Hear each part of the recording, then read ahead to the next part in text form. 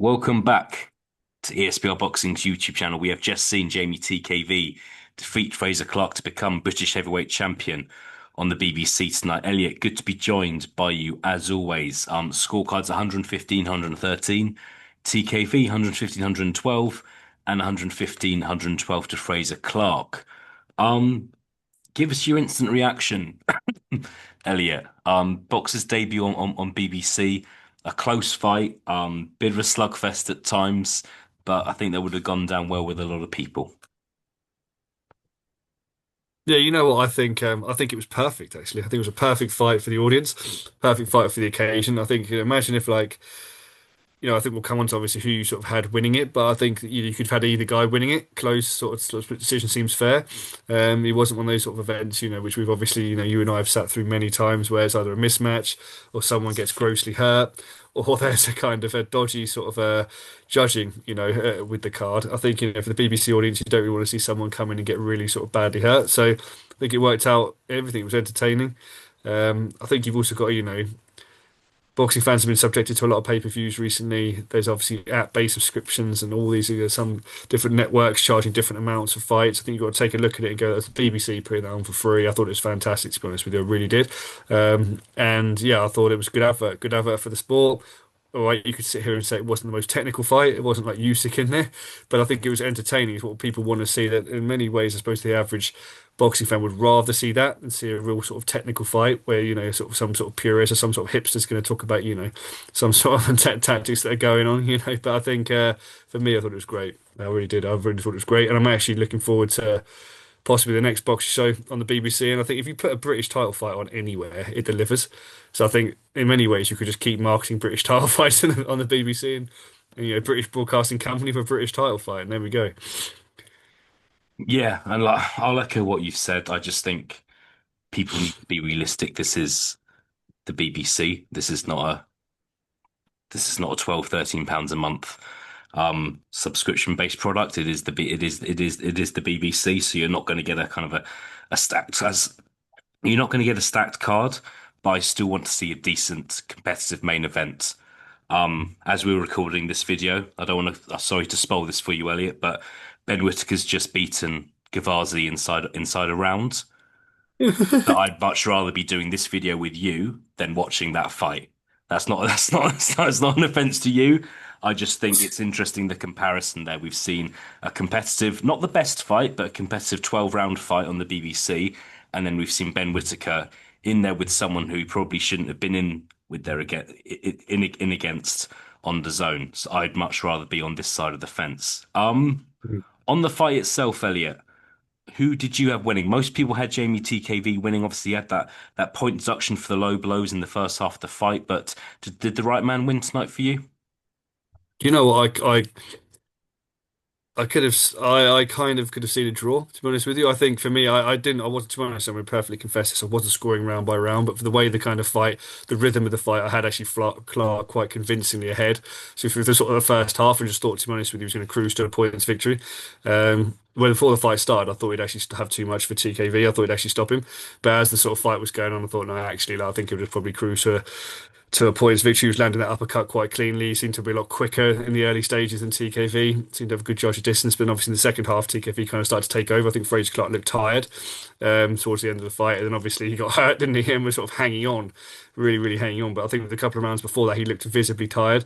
So for me, I think I would have seen a draw. I think a split decision either way would have been fair. But I think the momentum was with TKV. I think if you almost had another round, just sitting there going, actually, they were talking about throwing the towel in, weren't they? They couldn't Clark's corner talking about throwing the towel in before the 12th. So obviously they were sort of hanging on as well. I think another sort of round, you're looking at that and you're going, that could be lights out for Fraser Clarke. So in a way, I think the momentum was with TKV. I can see that being fair. Draws fair. A split decision Mm. for Clarke, you could probably argue as well. So I think it was just nice to see it close, and then the cards kind of representing that. Yeah, look, halfway through the fight, I was pretty confident Fraser Clarke was going to win and probably win on points. But TKV, I wouldn't say he was. I wouldn't say that he was. He's the most appealing to on the eye fighter, but I think he does things that if you're paying attention, you can appreciate. He was Mm, really hitting mm. Fraser Clark at will during times during that fight. Um, and yeah, credit to him. He was what happened against David Adelaide was unlucky, unfortunate. So it was nice to see him be. It was nice to see him be victorious tonight. On Fraser Clark Elliott, um, what happens? What happens next? Because against Fabio Wardley, he had that really bad stoppage, didn't he, last year? When it was kind of it looked quite it looked quite dangerous. Had the comeback win against Ebenezer Tete earlier this year, but now kind of a loss in a fight he was a strong favourite for. By the way, this was not deemed as kind of a 50-50 fight. I think you could get odds of 4-1 for Jamie TKV just to win tonight. So just a word on Fraser Clark, please. You know, I'm going to say this, and I think some people are going to probably sort of disagree with me and think it may sound ridiculous. I actually think Fraser Clark may not fight again after this. I think the injury that he had against Fabio Wardi was so severe that I think, that comeback fight he had against Teti didn't really test him. Obviously, it was over in a round. Teti's not a good fighter. And then you look at tonight, I think there was a couple of rounds for the end where I thought, I don't know, it's not been confirmed yet, but it looked like his jaw had gone again. He was bleeding really badly from the mouth. He was struggling to breathe. He looked like he was kind of shook by it, whether he was panicked by it, which understandably so. But you look at Jamie TKV, he's not a massive puncher in that division either. It is obviously a heavyweight division as well. And even through that fight, I thought I don't think we might not even see Fraser Clark fight here again, just because I don't think that chin will sustain what the heavyweight division is going to throw at it, frankly. And if you look at Fraser Clark, almost a bit like we had with Joe Joyce, like quite old in the division. So well, not old, but like kind of he needs to be getting a shift on if he's going to have any kind of like, compete obviously at this sort of upper echelons or even have a title run, which looks obviously far away now that he's lost the fight to Jamie TKV. But even before tonight, you're going, he needs to get a wriggle on, needs to get this British belt, then arguably sort of maybe one more fight and then go straight up and try and like, get fringe world title fights. I think the division, all right, is kind of dominated by Usyk. There's some other names on there, but there's some big punches in that division, and I just feel like Fraser Clark, the injury that he had against Fabio Ward, I think that's unfortunately terminal for his boxing career. I really do. So I'd be tempted to. I'd be surprised if we see him fight more than once or twice again after this. I really would. Maybe as a comeback fight to try and win, but I don't think we'll see him fight beyond like one or two fights after this. And I consider retiring if I was him. Yeah, and I think it's important to note as well, Clark, you don't know if he knew where he was at the end of that round 11. And I would also add on to that, I just don't think Jamie TKV, I think he's an accurate puncher, but he's not a big puncher. And when you compare him to someone like a Richard Riakporhe, for example, Mm. I just don't think he's a massive puncher. So we'll see with Fraser Clark. Fraser Clark won a gold medal at the Commonwealth Games. He won a bronze medal at the Olympic Games. Those are amazing things, and maybe he is not going to achieve the similar sort of things as a professional. But we'll see. I think Boxer and Benchland will stick by Fraser Clark, and if he does continue, he will fight in the first half of next year on a Boxer show. He's not going to be kind of on a in a town hall in Burton upon Trent in a few months' time.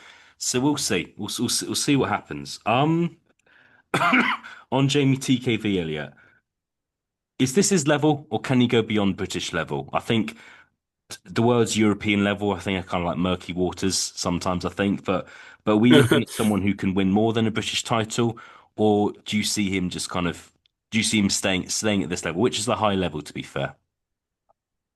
Yeah, I think you hit the nail on the head there. Actually, I think with what you said so earlier about TKV, actually, he does some things really, really well. Like his judging distance, like really well tonight. He was actually catching Fraser Clark a lot coming in, catching with those sort of short hooks, wasn't he? Like fairly consistently on the inside. Some really good body work on the inside. But I think he's not a massive puncher at the weight, and I feel like this is his level, frankly. I feel like you get up against some of those sort of bigger guys beyond this. You mentioned obviously Riakporhe for one, but you get a kind of a bit above this level. I kind of feel like he would come unstuck, like the style that he has. I think it's a very exciting style, but almost like the Dave Allen thing. Like you step that style up against people that can actually box a bit better, frankly, and hit harder, and it just comes unstuck very, very quickly. He got caught quite a lot by Fraser Clark today, and Fraser Clark's actually a good fighter, obviously, technically a very good fighter. But I feel like some of the other guys in that division would just wipe straight through him, frankly. So I think for me, British level is his level. It's not a criticism of him either, at all. Like, he's still like what 32, so maybe he could put something on. But you look at like obviously he's lost to, like you said, it was unfortunate, but lost to Adelaide, who to be honest with you is not a world title contender really in my mind either. Like yeah, I know he's ranked in certain divisions, but not necessarily at the upper echelon. So I think for me, I'd have JEAMIE TKV kind of around that British level I'm talking about. Maybe guys like. Even if you thought of someone like a Dave Allen, if you thought of someone like Johnny Fisher, if Johnny Fisher gets going, if you thought guys like Hughie Fury, I mean, those sort of fights are out there, frankly, for someone like JEAMIE TKV. But I just think you put him beyond that, and it's going to be probably sleep time for JEAMIE TKV, to be honest. Yeah, I think and I think there are big enough names at British level for it to be appealing for him to stay at this level. Um, and we'll talk about some of those names now, if that's all right, just to round things off earlier. It's like Yeah. a quick fire round. You mentioned David Adelaide there. I think that will be the number one fight on people's lips as a rematch. Whether it's, I think maybe this is the problem with BBC and Boxer. Is this as is this is that a big enough? Can do the BBC Box have the budget to have David Adelaide versus JEAMIE TKV as a main event? We don't know, but it's a possibility. Who would win that rematch in your opinion?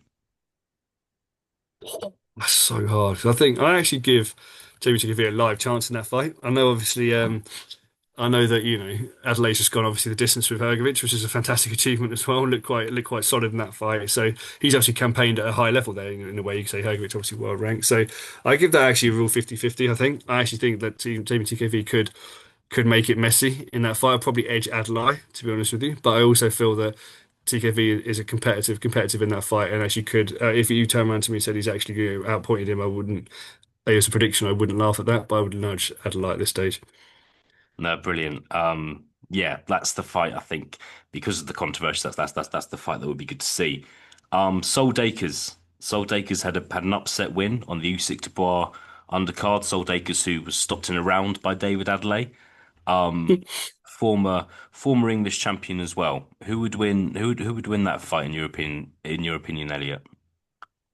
Do you know what? I'd back Jamie TKV in that. Like Sol Dakers is not a big puncher, to be honest with you, is he at all? So I think, like in a way, we sit here talking about Jamie TKV not being a big puncher, but Solomon Dakers isn't either.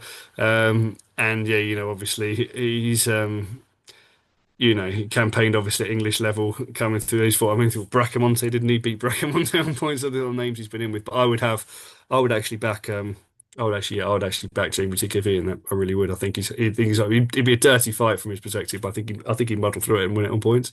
Brilliant, brilliant. As there's fights out there, so I'm actually quite excited about what TKV does next. Hughie Fury picked up the win in Rotterdam tonight in a fight I'm sure you watched as well. On the GBM the GBM show, beat Michael Webster. Hughie Fury's been around a long time, former British champion, former world title challenger, been inactive for about half a decade now. Um, what about that fight to finish off? And that would be an interesting fight in my opinion.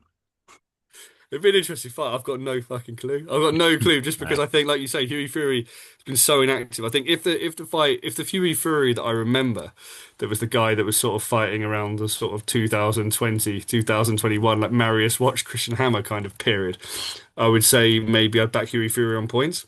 But I've got absolutely no clue what Hughie Fury looks like. Now I'll go back and review the tapes. Obviously, it's all good professional boxing media lads will do. But I would have to say I actually would give. I actually think he struggled TKV in that fight just with the size of Hughie Fury. And Hughie Fury is obviously a very durable fighter as well.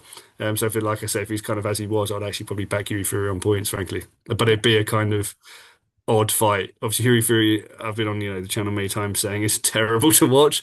So mm, it'd be interesting. TKV is actually quite good to watch. It'd be interesting to kind of see if they can meld together. But I think it'd be Fury going backwards a lot and jabbing him, and then probably to a points victory. yeah, we'll see. All right, we'll leave it there. Congratulations to Jamie TKV who becomes British heavyweight champion tonight. A fantastic achievement, and we will see what is next for both fighters. Elliot, thank you very much for your time. Thank you, mate. As always, guys, thank you very much for watching.